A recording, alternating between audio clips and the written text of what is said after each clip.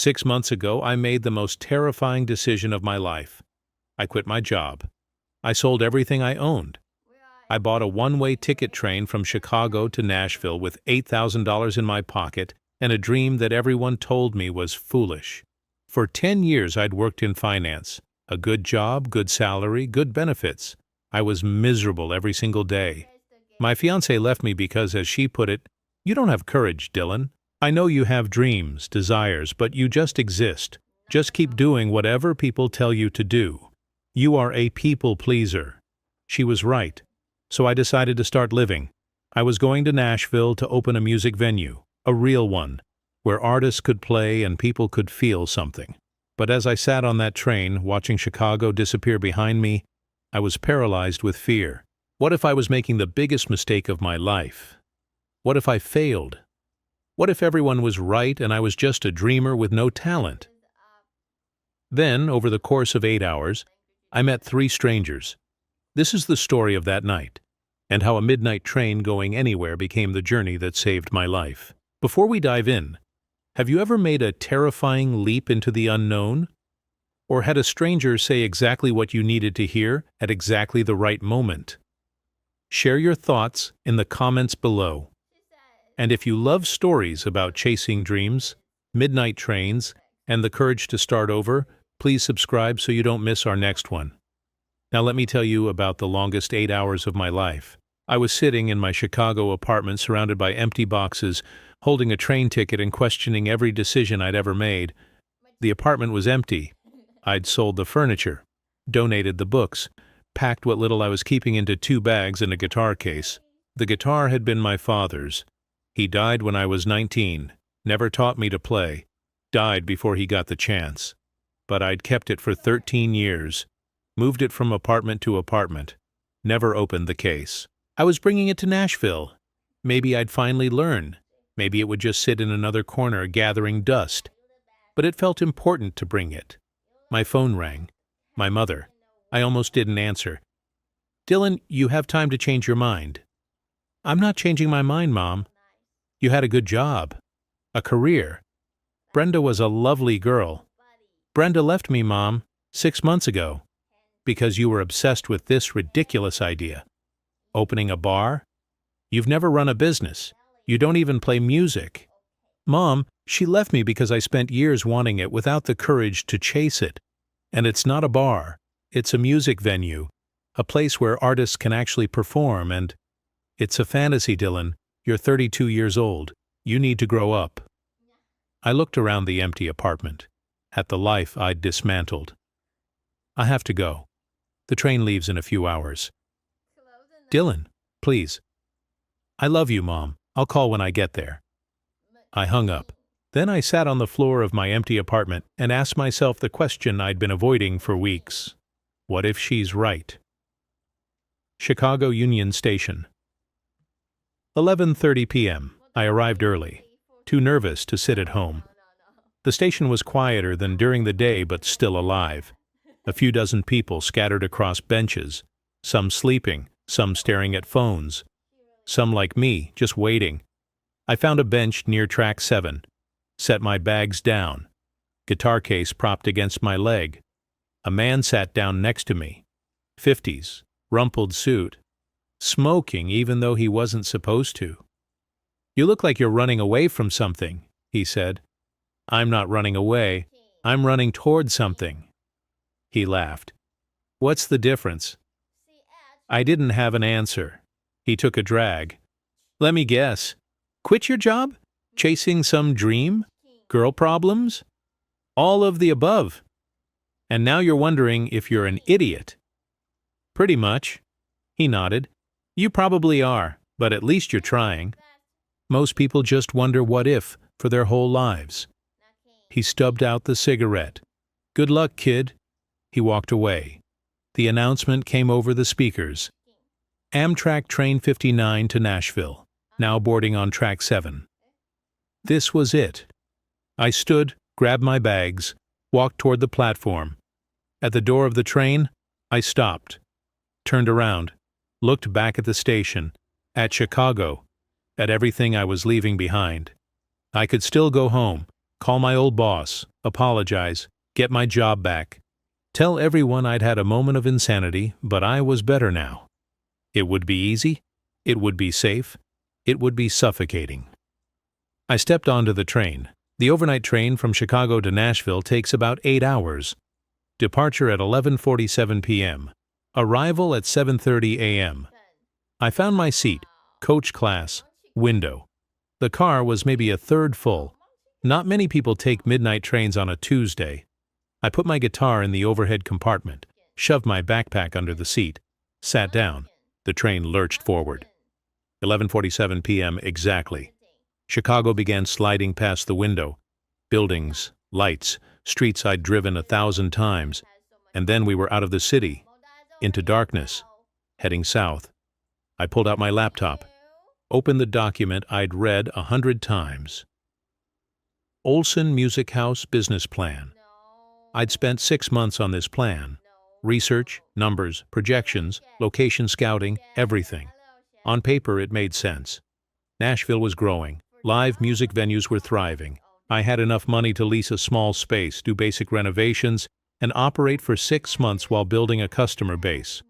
On paper, it was solid, but paper doesn't account for fear, for doubt, for the voice in your head that sounds like your mother saying you need to grow up.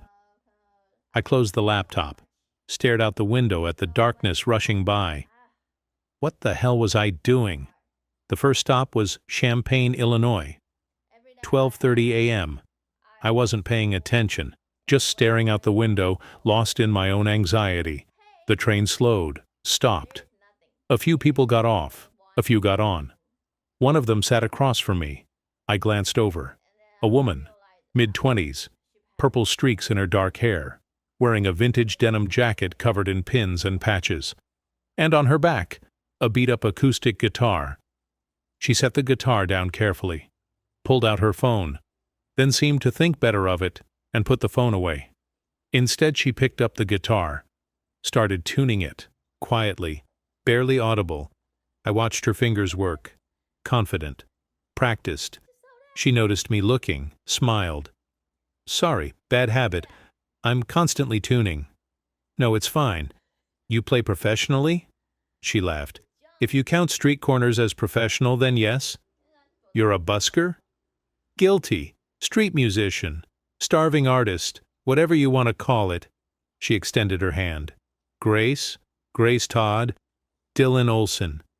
"Where you headed, Dylan?" "Nashville." Her eyes lit up. "Music City. Nice. Are you a musician?" "No, I'm opening a music venue. A bar, place for live music." "That's amazing. We need more venues that actually care about the music, you know, not just background noise for people getting drunk." "Yeah, that's exactly the idea." She studied me. "You don't sound very excited about it." "I am, I think. I'm terrified, honestly." "Of what?" "Failing, losing everything. Realizing I threw away a perfectly good life for a dream that doesn't work." Grace set the guitar in her lap. "Can I tell you something?" "Sure." "I make about $30 a day, on a good day. Some days I make $5. Some days I make nothing. I sleep on friends' couches. I eat ramen and yesterday's bagels from coffee shops. I have $143 in my bank account right now." That sounds hard. It is. But you know what's harder? Waking up one day and realizing you spent your whole life doing something you hated because it was safe. That's harder. I didn't know what to say. "Let me guess," she continued. "You had a good job, decent salary, benefits, probably worked in an office, and you were miserable. How did you—" "Because I see that look every day in the mirror. The, what if I'm not good enough look. The, what if I fail look." She leaned forward. "Dylan, here's the thing. You might fail. Your venue might go under in 6 months. You might lose all your money, but at least you'll have failed doing something you actually cared about. Most people fail at things they hate and call it a career. That's not super comforting. I'm not trying to comfort you. I'm trying to wake you up." She picked up the guitar, started playing softly, a melody I didn't recognize, probably one of hers. "Life's too short to spend it being responsible," she said while playing. "Responsible is just another word for scared." I listened to her play, watched her fingers move across the strings. She was talented, really talented. "Why street corners?" I asked. "You're good enough to play real venues." "I do sometimes, when I get booked. But most venues want you to bring your own crowd, and I don't have a crowd yet. So I play where people are, street corners, train stations, anywhere someone might stop and listen." "That takes guts." "No, that takes desperation," she smiled. "But also, yeah, it takes guts, because every time I play, I'm risking rejection. People walking past like I don't exist. But sometimes someone stops, and they listen. And for 3 minutes, I've made their day a little better. And that's enough." "Is it enough?" "Most days. Some days it's not. Some days I want to quit, go home, get a real job. But then I remember, I tried the real job thing. I was a receptionist for 6 months. I wanted to die every single day, so I'd rather struggle doing this than succeed doing that." The train was moving again, pulling away from Champaign, back into darkness. "Where are you going?" I asked. "On this train?" "Indianapolis, crashing with a friend for a few days, then probably Louisville. I move around a lot. Go where the music takes me." "That sounds lonely?" "Sometimes, but also free." She stopped playing, looked at me seriously. "Dylan, you're going to Nashville to open a venue. That's brave. That's really brave. Don't let fear convince you it's stupid. Everyone keeps saying it's stupid.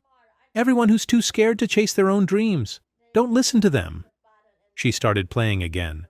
"Listen to this instead." And she played. A beautiful, haunting melody. Original. Hers.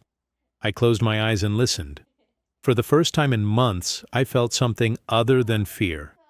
I felt hope. Indianapolis. 3:01 a.m. Grace stood up, slung her guitar over her shoulder. "This is me. Good luck with the venue, Dylan. I really hope it works out." "Wait." I pulled out my phone. "Do you have a website? Social media? I want to book you when the place opens."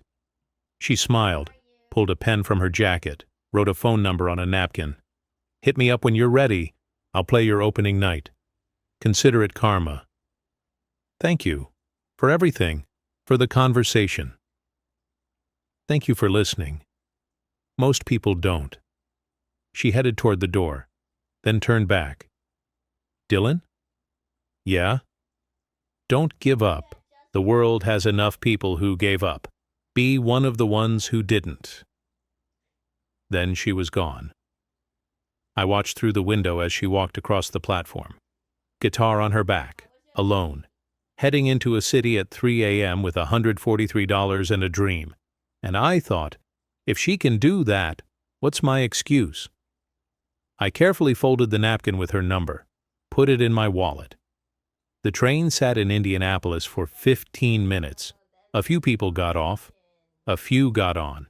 An old man boarded my car, 70s, wearing a vintage suit, navy blue, well-tailored but decades old, polished shoes, and in his hand, a weathered leather case, a saxophone case. He moved slowly down the aisle, sat across from me, set the case gently on the seat beside him, like it was precious. We sat in silence as the train pulled out of Indianapolis. Then I couldn't help myself. "You play?" He looked up, smiled sadly. "Used to. Long time ago." "Jazz? How'd you know?" "My dad played trumpet. Jazz. Your dad had good taste." He extended a hand, firm grip despite his age. "Frank Hudson? Dylan Olson? Where you headed, Dylan?" "Nashville. You?" "Louisville. Visiting my son. Haven't seen him in 3 years. Figured it was time." "That's good. Family's important." Frank laughed bitterly. I spent 40 years choosing work over family. Now my wife's dead. My son barely speaks to me, and I'm 71 years old wondering where the hell my life went. I didn't know what to say to that. Frank touched the saxophone case. I played clubs in Chicago, 1970s, 80s, small places, dive bars, basement jazz joints. We made barely any money, but God, we were alive. The music was everything. What happened? I got married, had a kid. Wife said music didn't pay the bills. So I got a real job. Insurance sales. He said it like a curse. I did that for 40 years. Did you hate it? Every single day. Every single day. He looked at me with dark eyes. But I told myself it was the right thing to do, the responsible thing, providing for my family. That is the right thing. Is it? My wife resented me for being miserable all the time. My son resented me for never being around. I was always working, always traveling for clients, and I resented both of them for making me give up the thing I loved. So nobody won. We were all just miserable together. He opened the case. Inside was a saxophone. Alto. Beautiful. Gold lacquer, still shining despite its age. I still polish it, Frank said quietly. Every week. Take it out. Oil the keys. Pretend I remember how to play. But it's been so long. You could start again. It's not too late. It is too late. I'm 71. My hands shake. My lungs aren't what they were. I can barely play a scale anymore. But you could try. You could take lessons. Practice. Frank closed the case. That's what my son says. He keeps telling me, Dad, just play. Who cares if you're not as good as you used to be? But I can't. Because every time I try, all I hear is what I gave up. All those years, all those gigs I could have played, all those recordings I could have made, all that time wasted. We sat in silence, the train rocking gently, darkness outside. Then Frank said, "Why are you going to Nashville?" I hesitated. Then, "I'm opening a music venue, a place for live music. I quit my job, sold everything. This is my shot." "How old are you?" 32. "You're scared. Terrified." "Good. That means you're putting all your cards on it." Frank leaned forward. "Listen to me, Dylan. I'm going to tell you something I wish someone had told me when I was 32. You know what I wish more than anything?" "What?" "I wish I'd played one more year. Just one. Before I gave it all up. I wish I'd tried. Really tried. Gone on tour. Recorded an album. Failed spectacularly if that's what was meant to happen. Instead, I played it safe, and I've regretted it every single day for 40 years. That's a long time to carry regret. It is. And you know what the worst part is? I can't get those years back. I can't go back to 1984 and tell myself, don't quit, keep playing. It's gone. All of it. Gone. He looked directly at me. But you're not me. You're 32. You still have time. Whatever you're doing, whatever this venue is, don't stop. Don't wait. Don't tell yourself you'll do it later. Later becomes never. What if I fail? At least you'll fail trying. I failed by giving up. That's so much worse. Louisville, Kentucky. 5:40 a.m. The train slowed. Frank stood, picked up his saxophone case. "This is me. Good luck, Frank, with your son." "Thank you. And Dylan?" "Yeah? When your venue opens, if you need a saxophone player, call me. Even if I'm rusty, even if I'm terrible. I'd like to play one more gig before I die." "Oh, Frank, you are still young. You can play lots of gigs, and I'd be honored." Frank smiled. "Good. Don't forget." He walked off the train. I watched him through the window. A man carrying a saxophone case, walking into the dawn, going to see a son who might not forgive him, but trying anyway. I pulled out my phone, opened my photos, found the one I'd been avoiding. Brenda, my ex-fiancée, taken a year ago. She was smiling. I was smiling. We looked happy. We weren't. Not really. She'd said I had no courage, that I was just going through the motions, that she couldn't spend her life with someone who was half alive. I'd been half alive for years, maybe my whole life, but not anymore. I deleted the photo. The train started moving again as I realized I hadn't gotten Frank's number. 5:30 a.m., somewhere between Louisville and Nashville. I couldn't sleep, too wired, too much in my head. I walked to the back of the train, the last car. It was nearly empty, just a few people scattered in seats. In the very back row, a woman sat alone, staring out the window, crying.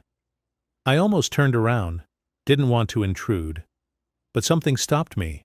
She looked broken. I approached slowly. "Hey, sorry, are you okay?" She wiped her eyes quickly. "I'm fine. Sorry, I didn't think anyone else was back here." "It's okay." I couldn't sleep. I paused. "Do you want to talk, or I can leave you alone, whatever you need?" She looked at me, assessing. Then, "You really want to hear my problems?" "I've got 2 hours until Nashville. I'm happy to listen." She studied me for a moment longer, then nodded. "Okay, sit." I sat across from her. Her name was Harper Higgins, 28 years old. "I left my boyfriend 3 days ago," she said. "Ex-boyfriend now, I guess. We were together 4 years. He was controlling. At first I thought he just cared a lot, wanted to protect me. But it got worse. He isolated me from my friends, from my family. Said they were bad influences. That's not protection. That's abuse. I know that now. But at the time, I don't know. I convinced myself it was love, that he just cared so much it came out wrong.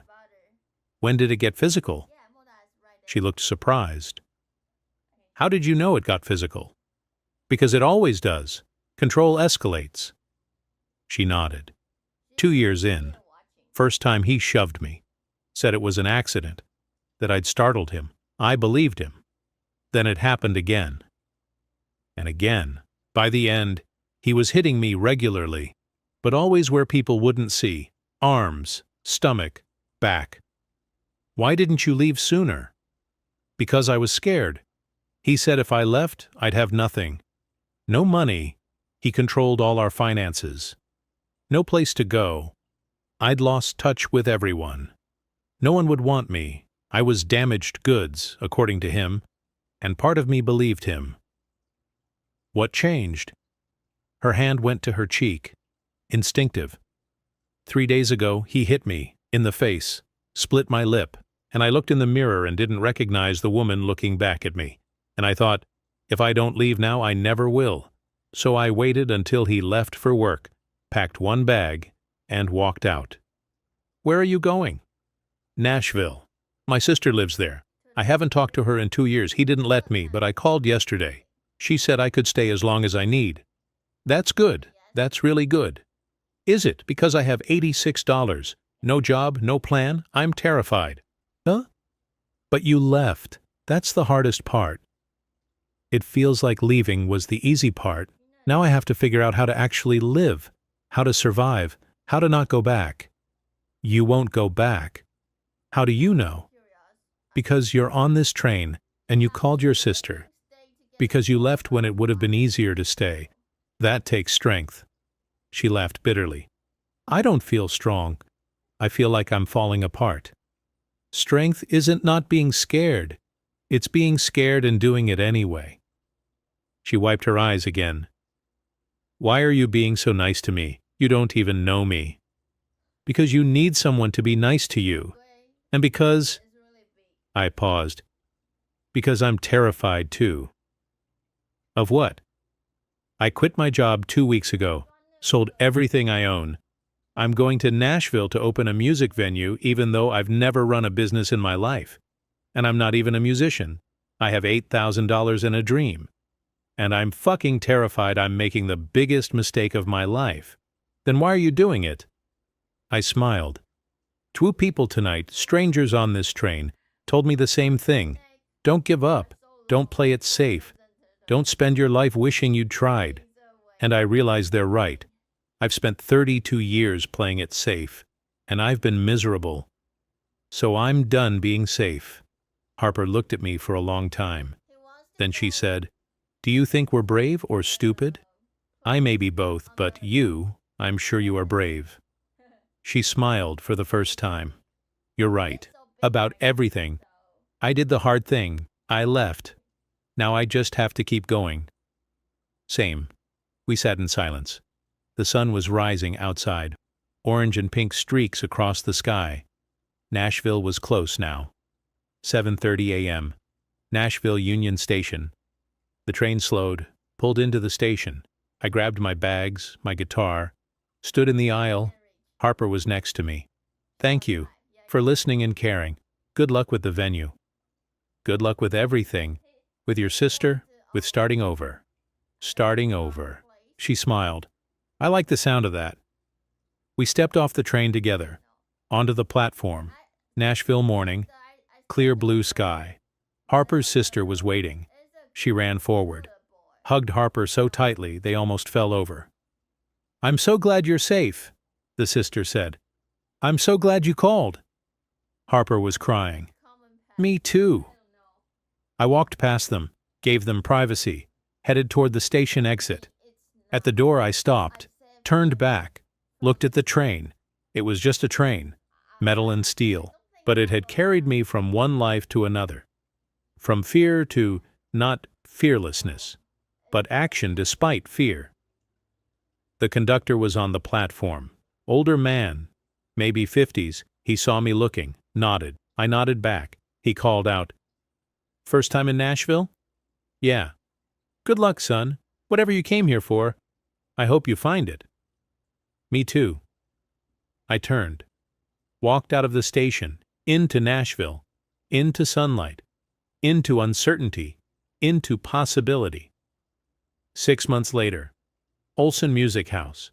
The sign glowed in the Nashville night. Blue neon. Simple but beautiful. Inside, the venue was packed. Opening night. 100 people crammed into a space meant for 80. Standing room only. I stood at the bar, wiping down glasses, trying to calm my nerves. This was it. 6 months of work. Renovations, permits, marketing, sleepless nights, drained bank accounts. And now, opening night. If this failed, I had nothing. No backup plan, no safety net. But if it worked, the lights dimmed. The crowd quieted. I stepped onto the small stage, tapped the microphone. "Hi, everyone. Thank you for coming. My name is Dylan Olson. 6 months ago, I was sitting in an office in Chicago doing work I hated. Today, I'm here, living a dream I almost gave up on." Applause. Tonight's opening act is someone special, someone who taught me that it's better to fail doing what you love than succeed doing what you hate. Please welcome Grace Todd.